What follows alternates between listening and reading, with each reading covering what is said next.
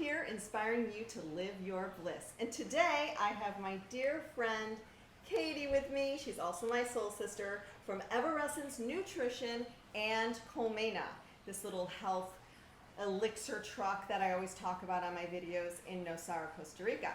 So today is all about Sacred Sunday, and we thought we would dedicate an episode to some beauty things that you can do in the comfort of your own kitchen with store-cupboard ingredients that you for sure have. So Katie, take it over with our step number 1. Okay, so we're going to go through 3 different processes for the face. As Lulu said, it's all using things that you can find in the kitchen cupboard, so it's kind of edible beauty, nothing toxic.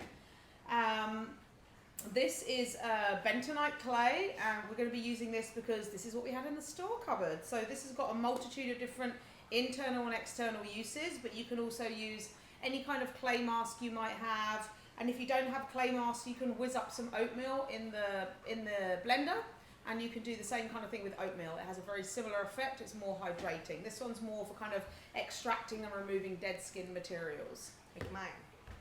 So we've both already kind of given our face a wash and a little bit of a scrub with either a washcloth or a little sponge or something, just to kind of open up the pores and refresh the skin. And all I've done is I've mixed the bentonite clay here into a paste, which is kind of a thick, you get it, it's kind of a thick clay paste.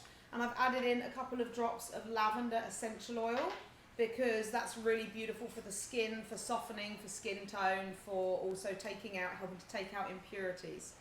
So this it's is kind of like the thickness of like almond butter or peanut butter. It's really silky yumminess. And obviously you want to try and get the lumps out. It smells absolutely delicious. Because of the lavender, not because of the clay.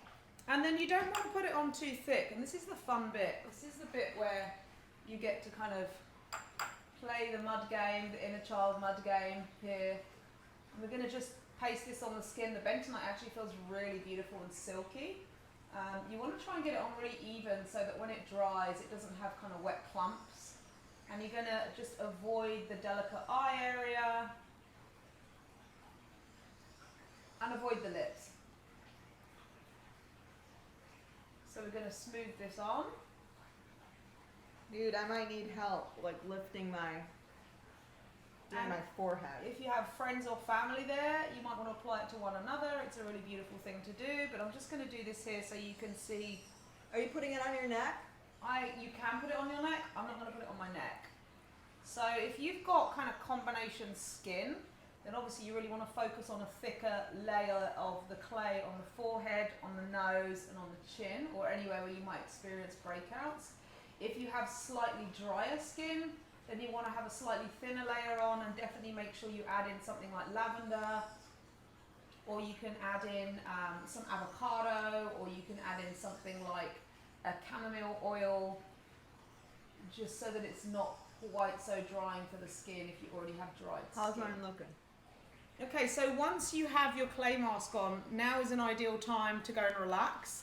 You need about 10 to 20 minutes, depending on how thick you've put your clay mask on, for it to dry.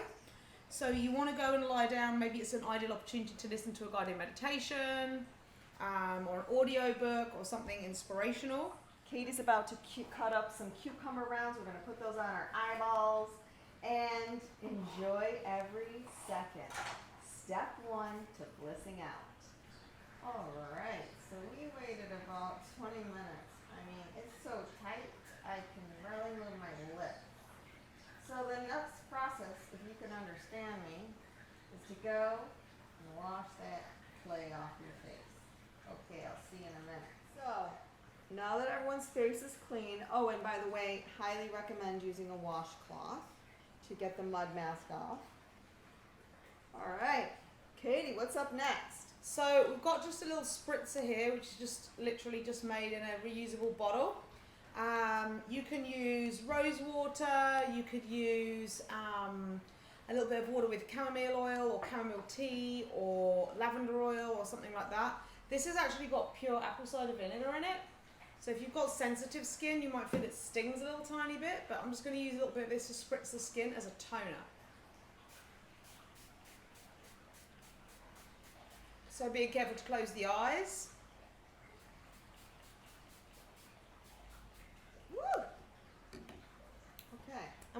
is this brings the pH of the skin back into neutral. It's an astringent, so again it helps with the exfoliation. So it just begins again to start to lift the dead skin cells off the skin. Helps to tighten the pores. So we've opened all the pores with the mask, and we've taken out some impurities and taken off a top layer of dead skin. So now what we're going to do is we're going to get to a slightly deeper scrub, and you can do this as a standalone, or you can also do it like we are in a sequence. So what we've got here is we've got some raw sugar, and in the States that's called, I think you guys call it rapadura, here it's called panela, and it's just like a raw brown sugar. If you can't get hold of that, you can get regular white or brown sugar, and just make sure it's like slightly finely ground. You don't want anything too gritty, otherwise it's going to scratch the surface of the skin. So what we've got here is we've got the dark sugar, the brown sugar, and that is just mixed in with the juice of a lime or a lemon. So you've got the acid, the citric acid in the lime, which acts as a natural peel, and then in the sugar you've got the glycolic acid, which starts to remove dead skin cells. So it's a natural gentle exfoliator. And also what we've just done with the mask, you know, you should have a slightly, maybe a pink face, slightly a little bit red on the face. I'll come closer, you can see. So that just means that the circulation is being boosted to the skin. So you can see my skin is ever so slightly red. Even if you've got sensitive skin, it's not irritated, there's no irritation. And we're just going to rub in this. It doesn't have to necessarily be a scrub, it's more like almost like a more of a liquidy caramel kind of consistency. And are you rubbing it in? We're just going to rub that onto the skin, so little tiny circular motions. Again, avoiding the eye area. You can put this on your lips. It tastes delicious. Just avoiding the eye area. And then we're going to allow that to sit on the skin for about 2 or 3 minutes. And then we're just going to rinse with some ever so slightly warm water. So as with all of this, we don't want to be over scrubbing the skin. So when you're using your washcloth, make sure everything's nice and gentle, nice and soft. And when you're exfoliating, or when you're allowing it to sink into the skin, just nice, gentle, soft, circular motions. So really, really delicate with the skin. And this naturally starts to lift up all the dead skin cells with the glycolic acid. It's like a natural, a fruit acid peel, if you like, with the added benefit of the sugar, the glycolic acid, which just allows a slightly deeper exfoliation. All right, so we'll see you in about 2 minutes. We're gonna go wash off our masks now. It's been about 2 minutes. So make sure it's warm water, nice and gentle, and we'll see you in a second. How's everyone feeling? Oh, I think my face feels awesome. A little dry. So what's kind of next? tingly. So it's really good now to moisturize, and probably you have your own moisturizers. But we're working on the theme of like really adding in natural stuff that's going to nourish the skin, and things that we're going to have that we might have in the house, or things that we could actually put in our bodies. So nothing that's synthetic. So Lulu has a homemade face mask or face butter here. Okay, so this one is rosehip or musk rose oil, just very, very simple. And you can buy lots of preparations in beauty stores and the internet and stuff like that are really expensive. So what I do is I make my own. So I just buy the base oil, and then I add in carrot seed oil, and I add in sacred frankincense. And both of those are really good for like skin tone and anti-wrinkles. Yay! We gotta love the anti-wrinkles. So that already has carrot seed? This already has the oils in it. So this is a pre-mix that I've made. And then we're just going to massage this into the face, so upward motions.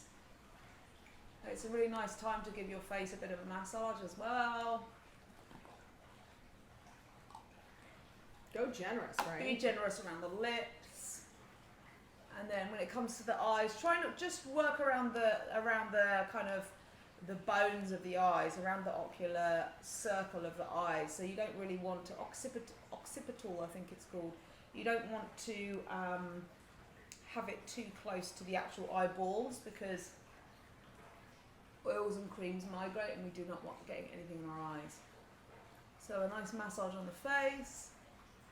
and then the benefit of having a little bit left over for our hands. Yeah, and I like to tap it. So I learned from an expert a long time ago that if you tap your face, it opens the pores up to receive the benefits of the oil. And if you're working through your neck, don't forget your neck. And if you're going down into the décolleté, obviously don't forget this area. Oh, nice and beautiful. Ooh. So, you ready for your close-up, Lulu? Oh yeah, let's do it. Advisory warning.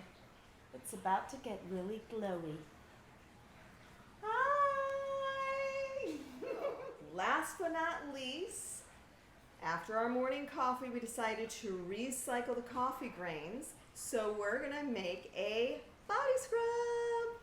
So this is a really great way to use up your coffee grounds. So what I did is I took the coffee grounds out of the French press, but if you're one of these people that still uses the capsules, you can always just open the capsules and use the grounds from there, or if you use a coffee filter, use the grounds from there. I like to leave them in the fridge on a plate or in a flat dish overnight, and it just dehydrates them a little bit so it's not too wet.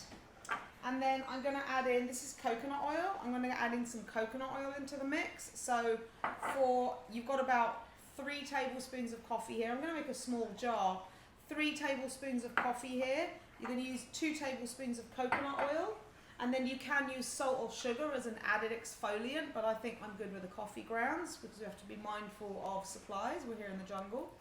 And then you can use some essential oil. Cinnamon's really nice. Again, sacred frankincense is really nice. Peppermint's really nice. They're all really good to stimulate the body. I'm going to use lemon essential oil, which is really good for circulation, really good for tonifying the skin. You just have to be aware if you live in a sunny climate that lemon is phytotoxic, which means that it can react with sunshine if you go out into the sun. So just make sure you do this maybe in the evening or just wash the body really, really well after you've done your scrub.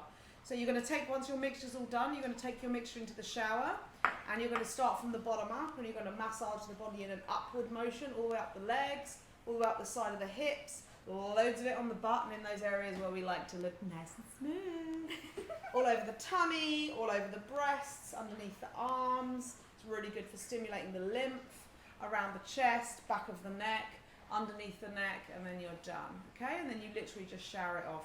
And if you're not drinking coffee and you use somebody else's coffee grounds, you're getting the benefit of it. It's like having a cup of coffee because it smells so delicious. Yeah. All right. So guess what? More to come next week. If you like this video, give us a thumbs up, give us a little heart, and share it with all of your friends. We know everyone needs a little bliss care, so edible beauty. Yoo-hoo! See you next Tuesday. Mwah, mwah, mwah.